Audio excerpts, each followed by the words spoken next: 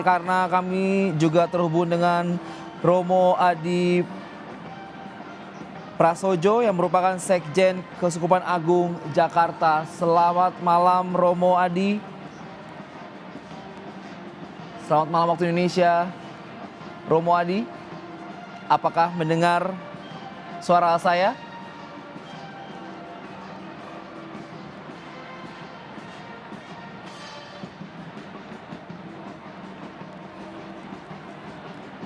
Romo Adi, boleh dibantu untuk unmute audionya karena kita terhubung dengan Zoom dengan Romo Adi Prasojo yang merupakan Sekjen Keuskupan Agung Jakarta. Halo.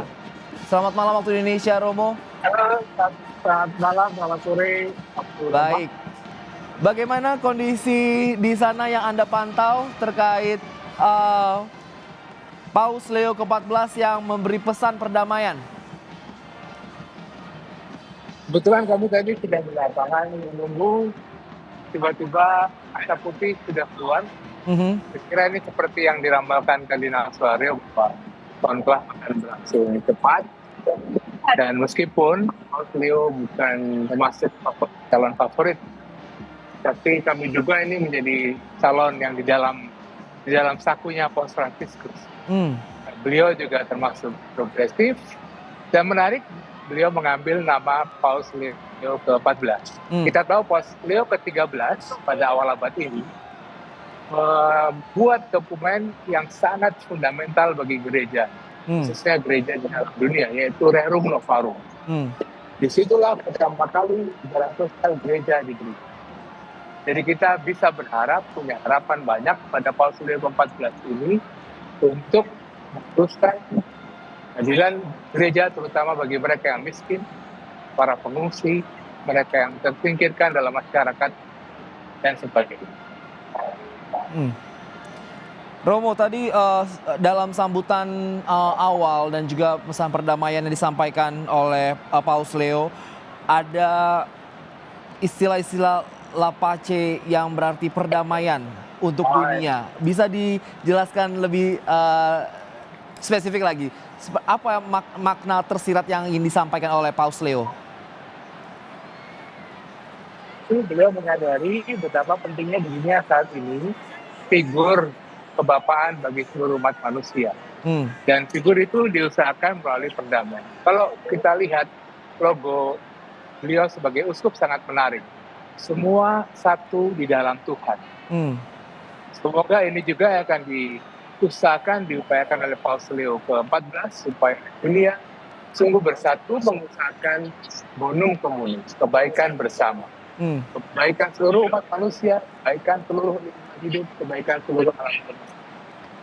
Dan pengalaman Paus Leo bekerja, bermisi di negara Peru, yang melalui krisis pada zaman itu, rasanya bisa kita andalkan Paus Leo untuk bisa memimpin gereja di masa mendatang.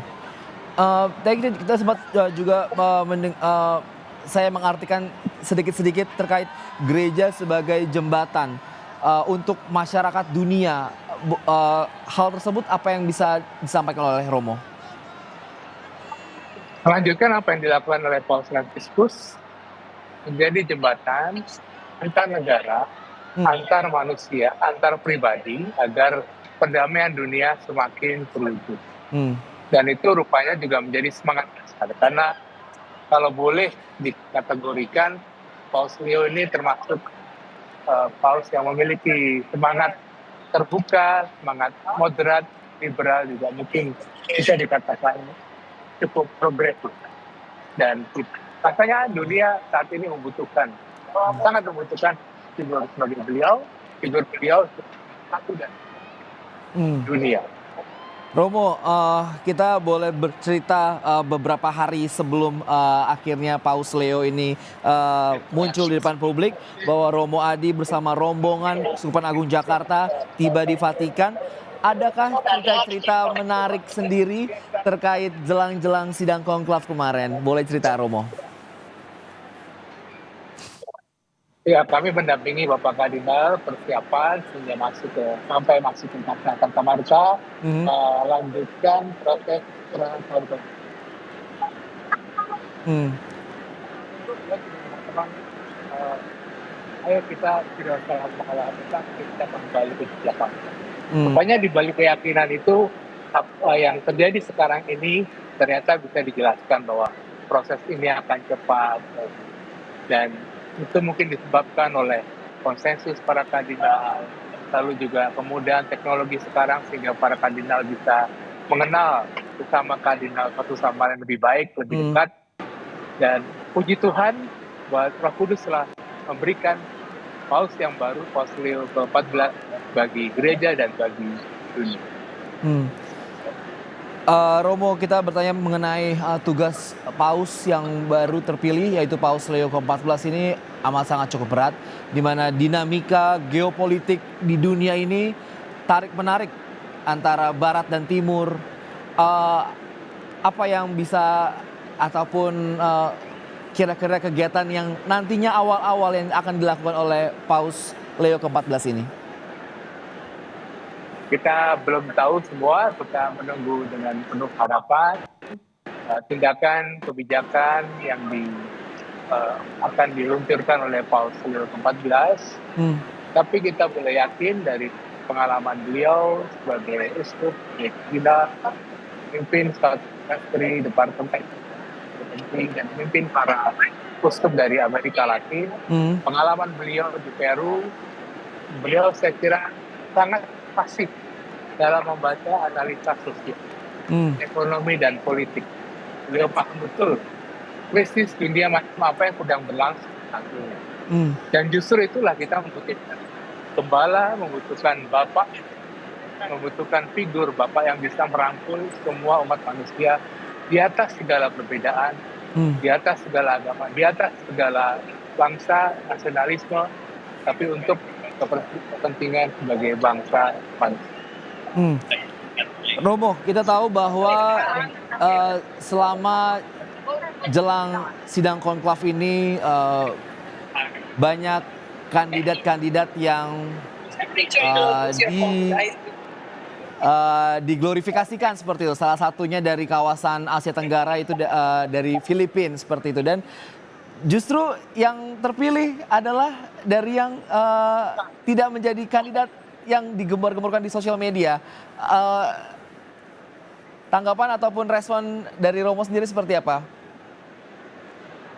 Itulah aspek misteri dari penyelenggaraan konklav ini di bawah penyelenggaraan ilahi. Kita tidak pernah bisa tahu apa yang Roh Kudus berikan kepada para kardinal sehingga diputuskan Paus Leo ke-14. Tapi kalau kita baca dalam perjalanan sejarah bahwa Paus Franciscus telah melakukan melakukan semacam gebrakan dengan memperbanyak kardinal-kardinal non-Eropa. Awalnya pertanyaannya ini kardinal dari Eropa atau non-Eropa yang terpilih. Rupanya jalan yang disiapkan Paus Franciscus juga sejalan dengan yang realitas sekarang. Kardinal yang dipilih dari Amerika. Begitu. Kalau kardinal Asia mungkin kita masih butuh. Oke. Romo, ini saya melihat di belakang Romo ini warga masyarakat yang tadi berkumpul di lapangan Santo Petrus mulai berangsur-angsur meninggalkan lapangan. Bagaimana kondisi di sana, boleh ceritakan kepada kami, Romo? Ketika putih keluar, itu semua orang berbondong-bondong masuk ke dalam Basilika Santo Petrus dan sangat antusias. Meskipun ada banyak keamanan pos kamar yang mesti dilalui. Ketika asap putih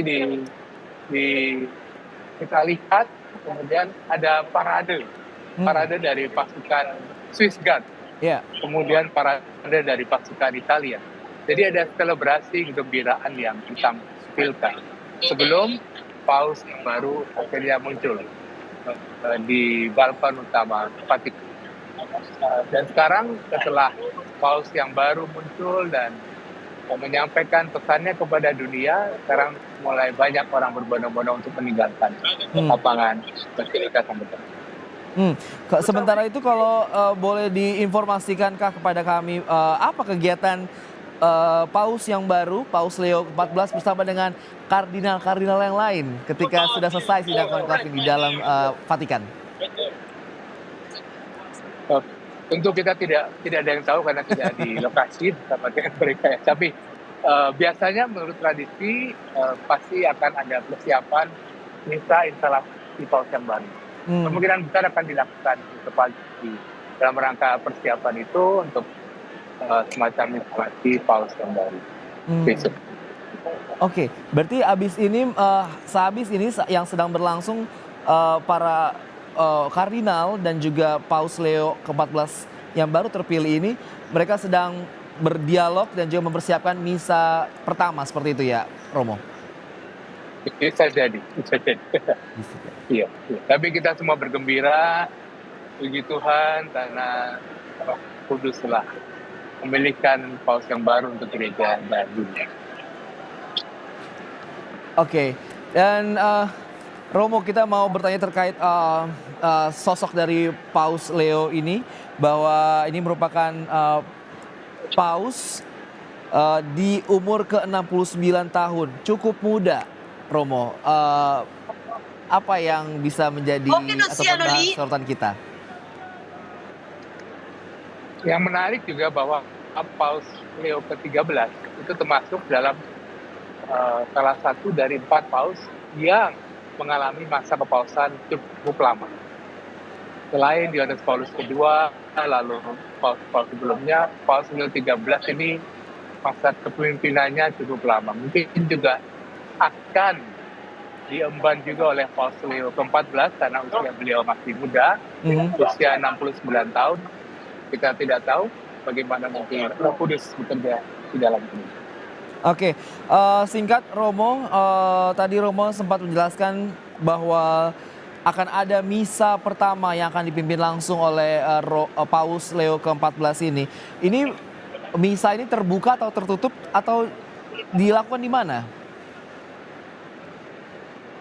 Pasti dilakukan di Basilika Santo Petrus, entah di Basilikanya atau di lapangannya. Kita masih menunggu informasi dari kepausan. Pasti akan segera disampaikan sebagai persiapan kita syukur selanjutnya.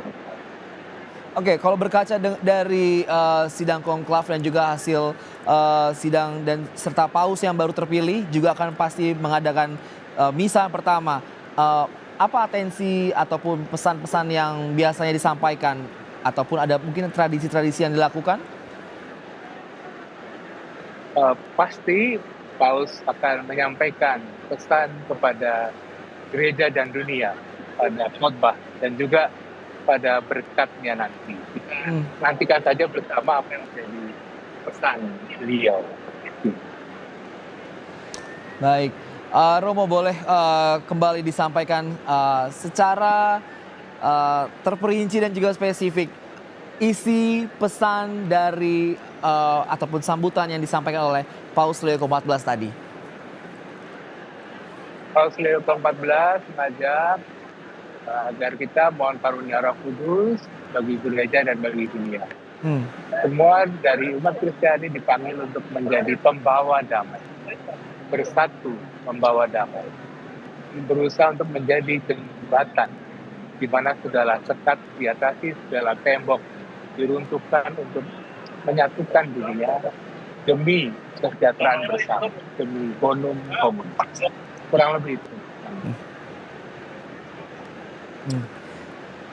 Baik, itu tadi hal yang disampaikan oleh Romo Adi terkait pesan perdamaian yang disampaikan oleh Paus Leo ke-14 mengenai pendahulunya yaitu Paus Fransiskus dan juga pesan perdamaian dan meminta gereja menjadi jembatan bagi masyarakat dunia yang juga harus berdampak baik bagi semuanya. Saya mengucapkan terima kasih untuk semua narasumber yang hadir pada malam hari ini bersama Breaking News Kompas TV memantau pemilihan paus yang baru muncul ke publik. Ada Romo Iwan yang langsung dari Vatikan dan juga Romo Adi yang juga memantau secara langsung dari lapangan Santo Petrus. Terima kasih Romo untuk informasi dan juga berbagai hal dalam kami di sini di Breaking News Kompas TV. Terima kasih.